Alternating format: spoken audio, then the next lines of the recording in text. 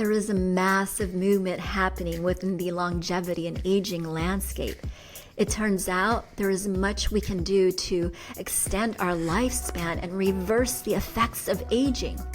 What we've been taught and led to believe about aging and human disease are now outdated and no longer accurate. That means it's time to change the current mainstream paradigm and have different kinds of conversations when it comes to our well-being. And it's time to recognize that we have the power within ourselves to dictate and drive our own health span and aging journey. Hi, I'm Suzaida Hippolito, host of Timeless Vitality, where we are redefining aging so we become truly timeless. One of the leading causes of aging and disease is poor diet and ultimately unhealthy lifestyle choices. And this Western way of life has been normalized in our society, yet it's killing us and ultimately shortening our lifespan. And what we see portrayed in the mainstream makes it really challenging to make healthy choices when it comes to the foods we eat. So the question becomes, how can we see beyond what we know to be through the mainstream? How can we see beyond what society has normalized so that we can make better, more informed choices about what we put into our body? So we're going to answer this and more in this particular episode. Our speaker today is the world's #1 top biohacking chef and is the author of numerous best-selling cookbooks. As a prominent chef, restaurateur, and author, she is popularly known on the BBC's Saturday Kitchen and the US Food Network's Chopped.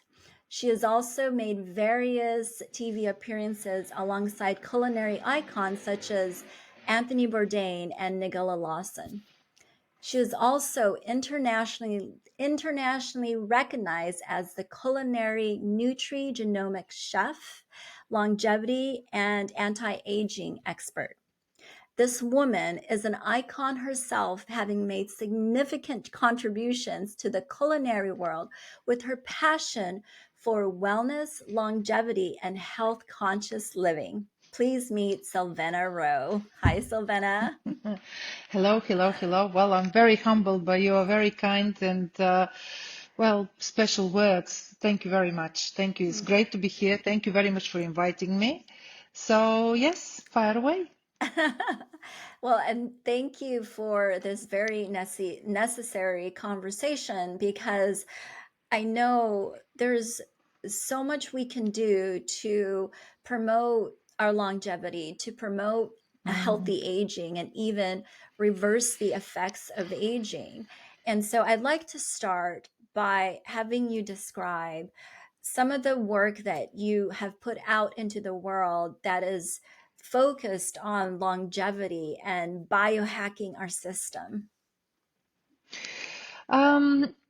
You see, one thing that people don't understand, and most of my colleagues that I absolutely love and admire and always respect, whatever chef, doesn't matter even if you're in a Michelin star establishment or in a cafeteria, a chef is a chef. To become a chef, you need to feel like you want to feed everyone. You want to be generous. You want to really give whatever you can to someone to make them happy, to make their lives more exciting, more interesting. And I have to say that we as chefs, we have an incredible power in our hands. We can make it or break it with food because it is very well known. And I'm not so sure that many people think about it, but we all know that food can either fight or invite inflammation. And in other words, with every bite, we either fight or invite illness. It's as simple as that. Wow. You started this introduction very much by talking about our environment. And we are actually facing a mismatch between genetics and epigenetics, because you see, as human beings, our genes have not changed dramatically. Our genes are more or less the same way they were for our predecessors 10,000 years ago. Only epigenetic, only the lifestyle has changed, especially in the last 200 years with the modern evolution, later on with all the digitals, now with the AI and everything. All these huge changes have contributed to creating a very sick default reality in the way of eating unhealthy.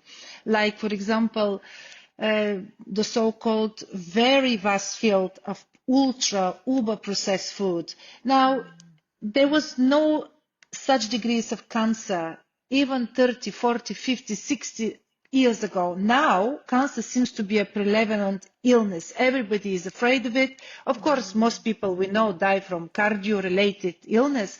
But the bottom line is that you only need to have a little bit of something else in your life. And if you're eating badly, then you have this sick combination of factors that are working entirely against you.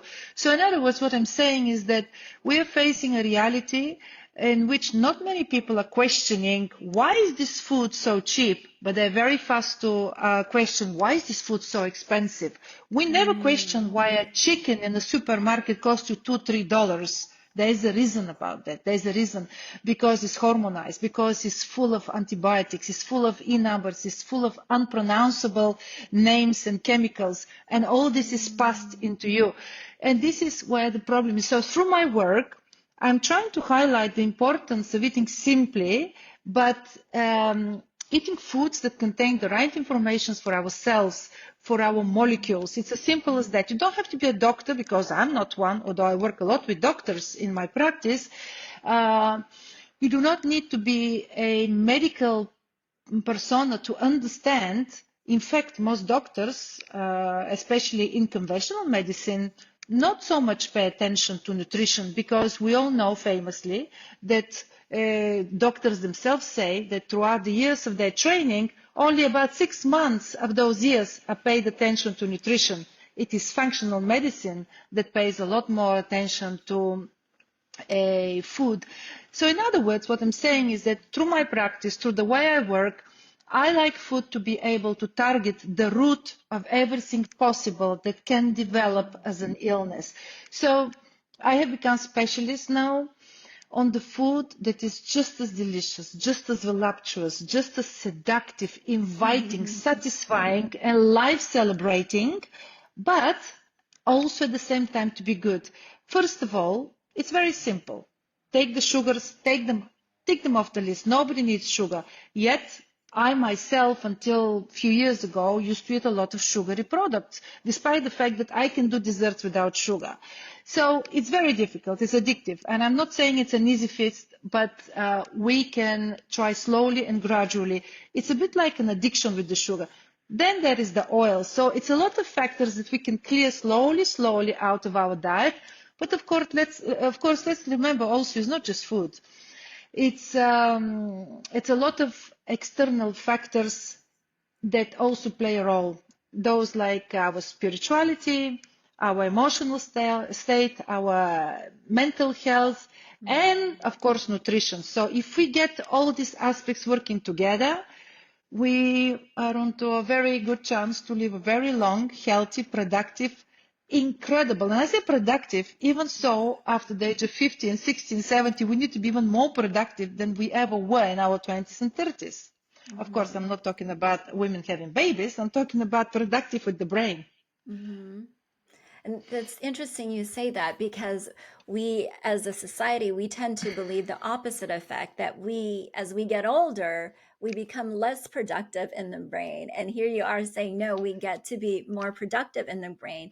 And it is possible, because that's the work that you do with your clients. And I know for me, my brain function, I feel like, is better than it was just a Yeah, few years ago, or even in my 30s. yeah, yeah, it is. And also, let's not forget that I will see.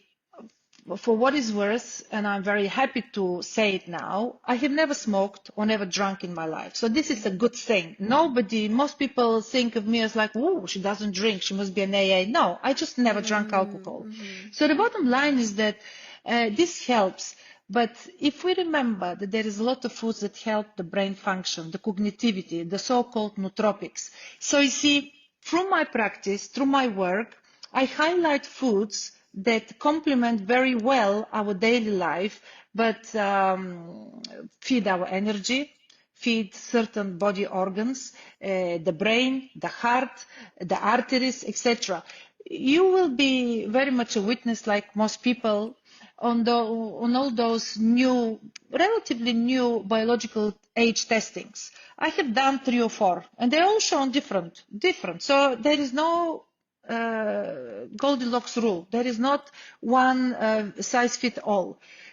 I would say that don't spend your money on a biological age testings because, like I said, they all test different things.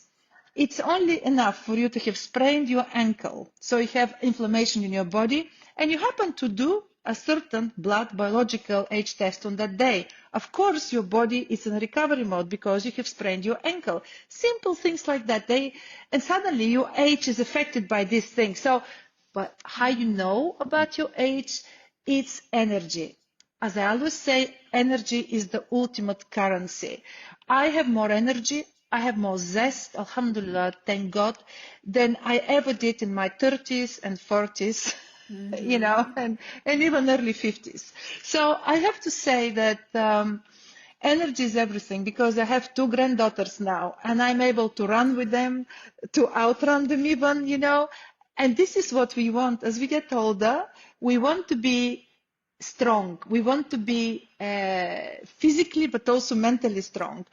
And of course, as you know now, the talk is very much on Alzheimer's, on dementia. And Mm-hmm. what we are now understanding, what is transpires now, is that this kind of brain disease, brain illness begins very much in mid-age, 30, 40, because you see, if a woman, for example, should, I don't know, what is the average age in America? I think it's about 70 something for a woman. I'm not so sure, so don't quote me on that. But let's say even 80. Then middle age is 40.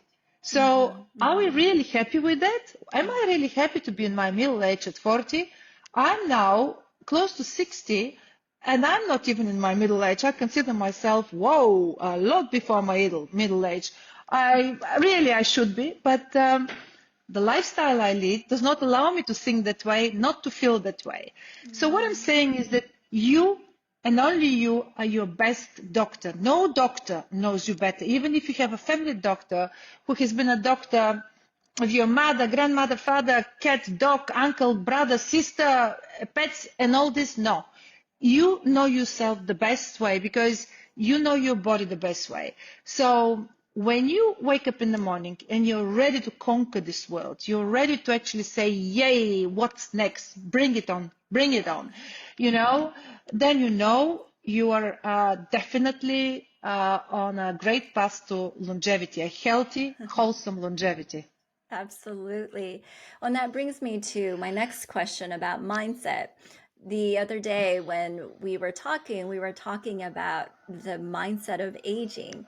Let's dive deep into some of your insights about the mindset of aging. See, I know you and me are going to disagree a little bit on this one because we already talked about something. You see, I don't believe, I'm not so much a lover of we should age.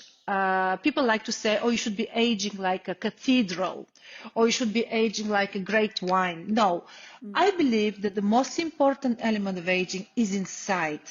Now, if we want to look great on the outside, there are things that can be done. I know that you are not a great lover of people touching up, nip and tuck, whatever it's called. I have got no problem with that for the simple reason that this is on the outside. You see, if we talk biohacking, you cannot biohack certain things. You cannot biohack eyes. It doesn't matter who says what. The eye muscle wears off after a while. There's nothing you can do with food or with exercise to create a better vision for yourself. You cannot, for example, biohack a saggy neck at the age of 65, 70. So if somebody decides to go and do corrections on the outside, no problem with that. But what does it even mean? This does not mean better health. Better health is on the inside. Better health is in the brain. So the thinking that I apply to everything, first of all, I live a life in which I have no expectations, but this doesn't make me feel like an idiot, that I have no desires, no aspirations, no ambitions. I simply have learned through life that, and this is where experience comes in, that it is wrong to put expectations in front of the hard work we are supposed to do. Say, for example, you want to become a CEO of a company. You cannot be putting that expectation before the fact that you need to work. So your brain should be busy. How can I get to that level? You know, rather than actually have an expectation and then within 2, 3, 4, 5 years, you get disappointed. And then the fall is that much worse. Of course, this is just one example that just came to me like that, but like I simply have no expectations, but I work very hard towards what I want to do. I keep myself very happy. I pay a lot of attention to my hormones, to my oxytocin levels, to my dopamine levels, because nothing is easy in life. I mean, I will tell you something. You will be talking to many people, I'm sure, interviewing. I will tell you, I decided to specialize in biohacking and in longevity because I did not want to have reduced levels of energy. I didn't want to wake up in the morning sluggish, then to start my day slowly, to have to drink coffee to wake myself up, and then about 3, 4 o'clock to go to bed. No, I wanted to be strong and zesty and power up through the day, like you know, you understand, it has to be like that. Otherwise, there's no point of this life. At the same time, I paid a great attention to my spirituality. I have no problem. I'm deeply religious. I know what I'm doing there, but it's mostly the mental health. I used to be a hypochondriacal person, believing that something will happen from somewhere. And then I started meditation. It took me forever. I'm not a person that is very patient. So also, it was about 15 years ago that I had things happening in my life where apparently I was told by my functional medicine doctor that those events, they were stressful events to do with business, work, career, that they depleted my cortisol levels. So it appears now that I have lived, and I still live, with a very, very, not high, very low, almost non-existent cortisol levels. And it was the functional medicine doctor that told me, you, with your cortisol, should be by 11 o'clock back to bed and staying there all day, sorry. But because you live this life where, I mean, my life is very structured. I have a routine. Routine is the most important thing when we talk about biohacking, when we talk about longevity. You cannot do anything without routine, without discipline. I suppose it comes easy to me because I'm a chef and I know what to eat. But hey, if you work in a bank, you know which is the best loan. You know which is the best rate. If you work in a car company, you know which is the best car with the best engine. So there are prerogatives in every different field. Luckily, this is my field, so I know what I'm doing. And this is how I view it with my clients. But like I said, it's always a multi-dimensional aspect. It's never singled out. Nutrition is never singled out. And this is something I learned the hard way, only because suddenly I was eating the best. I was eating the healthiest, but still my head was going crazy. So I had to fix this one up for myself. And you're stronger than you think. This is what I want to say to everyone. But of course, it came to a point where I prioritized myself, and I advise every woman to be doing the same. Because you see, we women, we are born with the pain. We bear pain better than men. Men, in fact, what pain they bear? Nothing. They have no birth, they have no periods, they have no menstruation, they have no PMT, they have no menopause, no perimenopause, no postmenopause, no hot flashes, no mood swings. So we women are designed that way, so it makes us stronger. What doesn't kill you makes you stronger. Absolutely. I love all of that. All of that. I love you're I love the level of awareness and groundedness that you possess and this confidence that you exude and the wisdom that you put out into the world. I mean, it's very uplifting. It's so insightful. Thank you. And Thank you. and with that, I wanted to ask, so as women, one of the things we do have to navigate is the hormonal imbalances, the perimenopausal or menopausal stuff. Can you tell us to what extent we can actually regulate that with the foods that we eat, and where can we start? See, I was naive maybe 3, 4 years ago. I was very naive to think that food can fix everything. When a client comes to me and discuss, we need to develop a relationship. They need to know me, to trust me. There's always an underlying problem. It's never the weight. It's never because she eats too much. It's Mm. never because she stuffs herself with sugar. In fact, some of them tell me, how often people tell you, well, I don't even eat that much. But we know with menopause, this is one of the things with the hormonal changes. This is literally something that most women get slapped with, especially in the midriff here. So Mm. I believe food to be imperative, but I also believe that, put it that way, uh, they say, and they're right, you cannot outrun a bad diet. That is true. So it doesn't matter how long you spend at the gym, on the cross trainer, whatever, working out. If your food is bad, forget it. But equally, if your food is amazing, great, and you're stuffing yourself with greenery, kale, avocados, berries, but you have stress, it's going to express exactly in this very way. It's going to hammer your hormones. So everything has to be addressed one by one by one. There's a lot of personal matters. There's a lot of very embarrassing sexual changes that happen to a woman in her menopause. Like for most women in menopause, sex is off the agenda. And they do not even wish to discuss that. They're just Mm. like, honey, sorry, I have a headache, you know. You see, the testosterone level goes down. In a woman, it's not so obvious like it's in a man. If a man loses his testosterone, well, technically, we know nothing going on because technically you can see it and there's not even beginning of anything. With a woman, not quite, other than it's more psychological.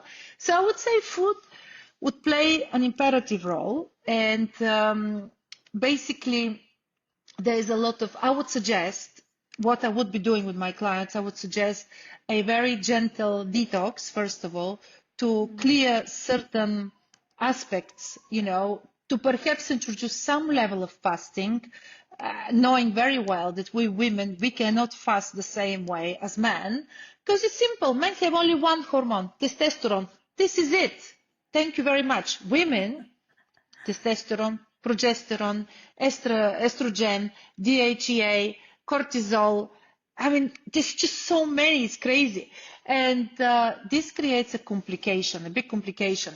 So basically, I would probably be feeding a lot of certain foods that will bring quite a lot of antioxidants, because as we Mm. know, antioxidants are kind of an antipode to the free radicals. Now, free radicals are not just from the outside, not just from the atmosphere, from the environment. Free radicals is exactly from the food we eat. So it's very Mm. important to offset with food that gives the right information for our body. And at the same time, we need to look at possible triggers for stress and to Mm. introduce a lot more practices that actually introduce relaxation, in a sense of not like, oh, I'm now sedate and I'm cuckoo and I'm adulale, meaning to actually eliminate the possibility of perceived stress, because perceived stress is the biggest problem. Sometimes you don't even have to have stress. It's the perceived stress. And as they say, stress is just a rocking chair, making you go backwards and forwards without moving. So, in other words, I would say the food for me, because I specialize in food. This is my specialty. I know how powerful it is. I would say food for me would be the most imperative weapon, because if you master the food you eat, you probably will make yourself almost bulletproof and super strong. Now, I will say it, a very famous surgeon, a very good friend of mine, doctor, Hart, he told me once when we were talking, he said, you know, when you lay down on this operational table, when we open you up, you don't want to be a mess inside. So you are not a human dustbin. That's what I say. You are somebody that needs to eat the proper foods to be, and I always say this, and I think is the way I describe it, and I think we all can understand.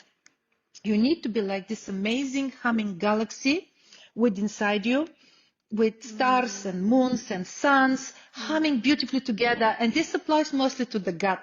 So another thing that I'll be doing is actually work for the gut. We know, without a shadow of a doubt, that most illness begins in the gut. And the gut especially, it's something most of us do never ever check. This is not done when you go to a GP. He will give you a routine blood checks, but nothing about the gut. So food is imperative. And if somebody comes to us and says, I have sudden changes, something is happening, what's happening to me? Then there is sleep.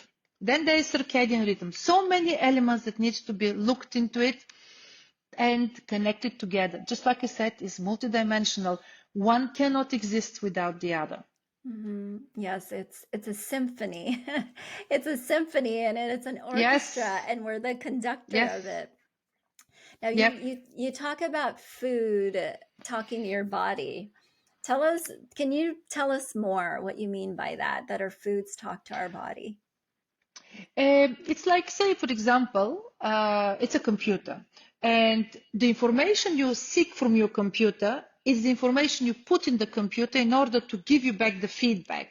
So the information I require for my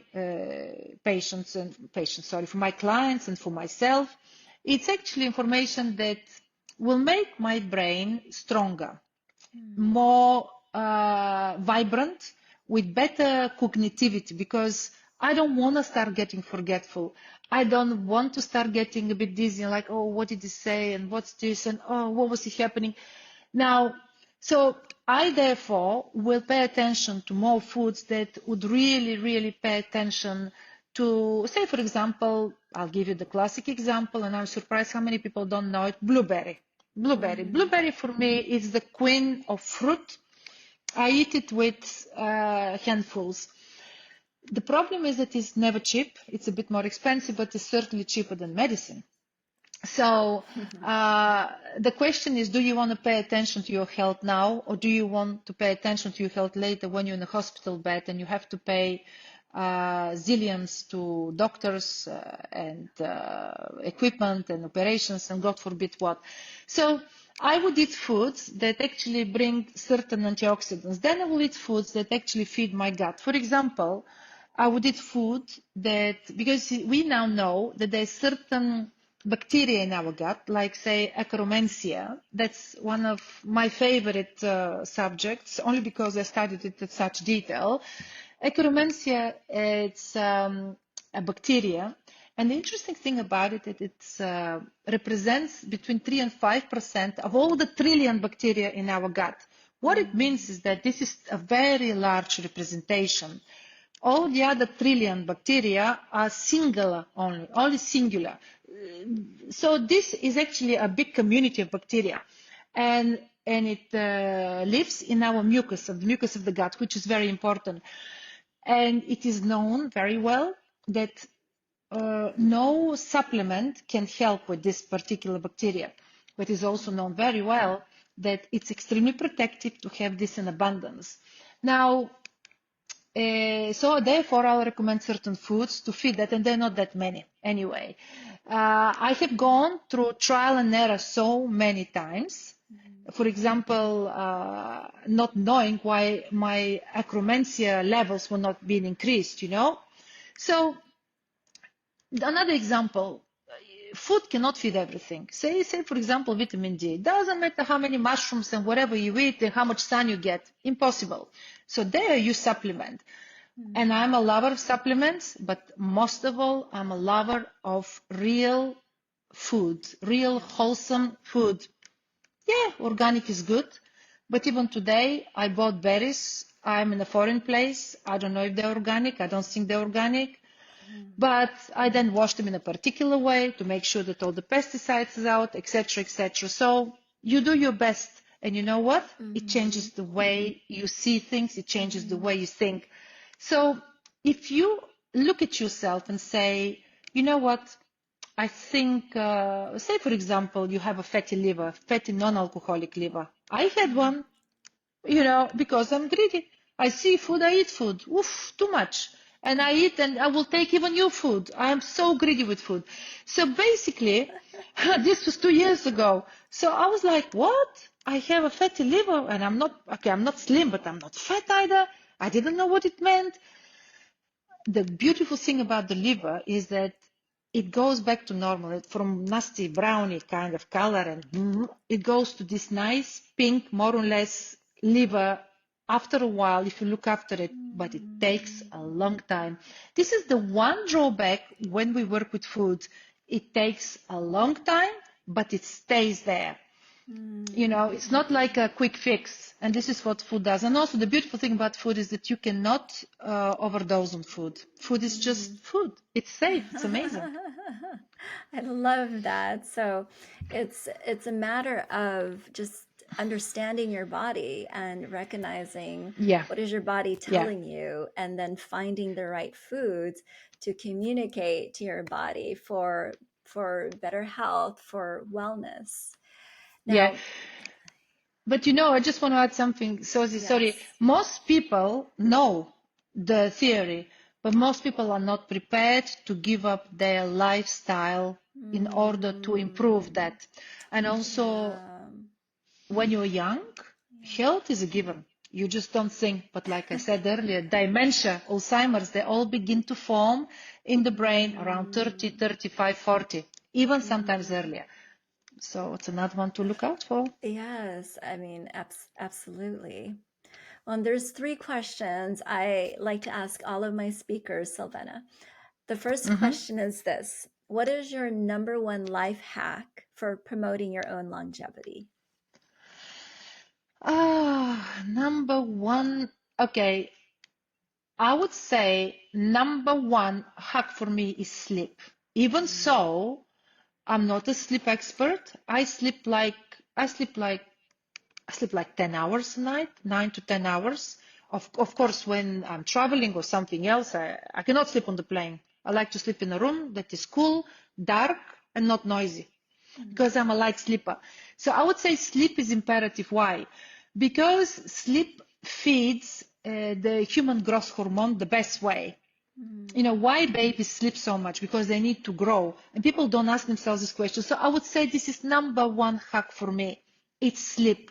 Sleep, it's imperative. Sleep rejuvenates, renovates your brain cells. Throughout sleep, a certain fasting process happens in the body. We get rid of senescent cells as well. So all round, sleep is a miracle. Sleep is a free mm. luxury. And if you're not sleeping, you're a fool. You are Mm. missing out on the finest free luxury in this world. Yes, sleep is so essential. The next question is, where do you see the future of human longevity headed?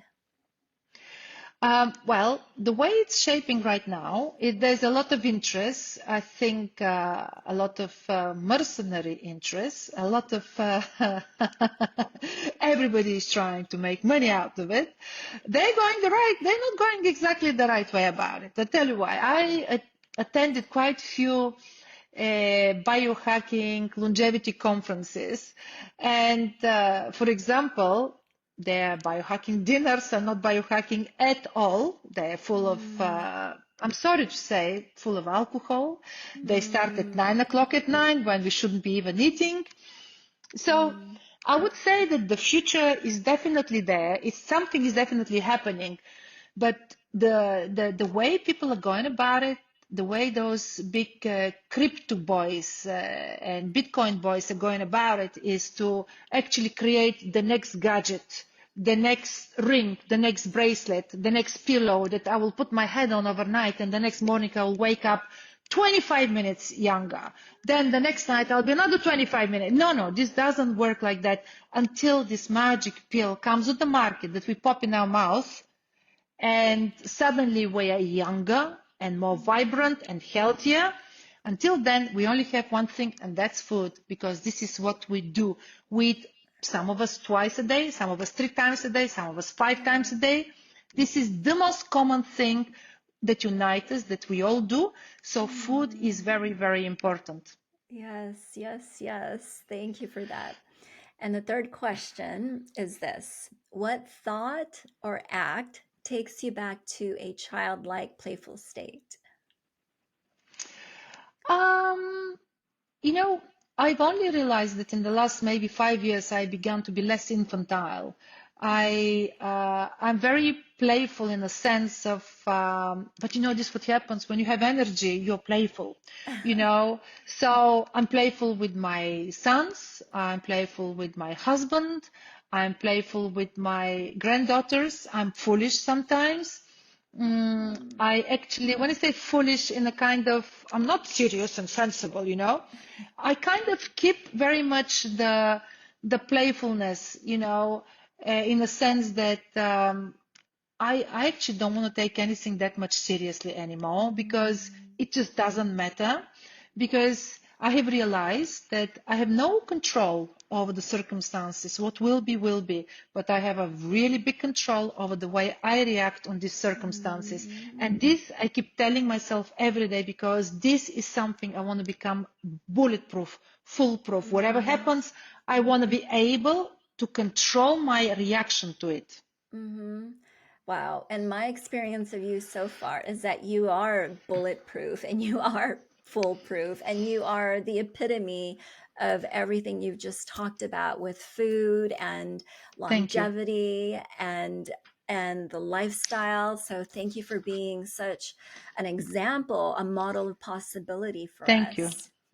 Thank you. See, the most important thing is that to practice what you preach, you're not going to go to a dentist with broken teeth. You're not going to go to a personal trainer that is actually 300 pounds. Same thing with longevity. It's not how I look. Alhamdulillah, you know, I'm very happy how I look. I take care of myself. It's how I feel. It's the energy. It's what I give from my heart. It's about Mm-hmm. giving. Absolutely. It is at the end of the day. It becomes about that when we do this work. And thank you. And I know there is Thank a you. gift that you would Yes. like to offer our audience, a free downloadable gift. We'd love to hear about it, Silvena. Well, I will choose. I'm in something one of my secret recipes because I have many recipes, but I want to give a special recipe, one that doesn't exist on the internet because the internet is full of everything, you know, and most of these recipes don't work. So I will choose a recipe that everybody can enjoy at home and is a recipe that is connected to longevity because it's going to be indulgent and exciting. It's going to give you thrill. It's going to get your pheromones, your oxytocin levels up, your levels of joy up, but at the same time, it's not going to load you with the nasties, with the gluten, some of us avoid, with the lactose, or indeed, worst of all, the sugar. So it's going to be Yes. something very clean but very delicious. Oh, ooh la la. Looking forward to that. And that will be available in the show notes for everyone. Absolutely. Any parting words for our audience, Silvena? I would say that you are the maker of your own longevity. Do not wait of any of these big companies, of any of these big corporate guys to come and sell you something to make you feel better, to make you younger. Genes are very important, but genes only play a role, as we know, between 15 and 20%. Epigenetics, how we live our lives, is even more important.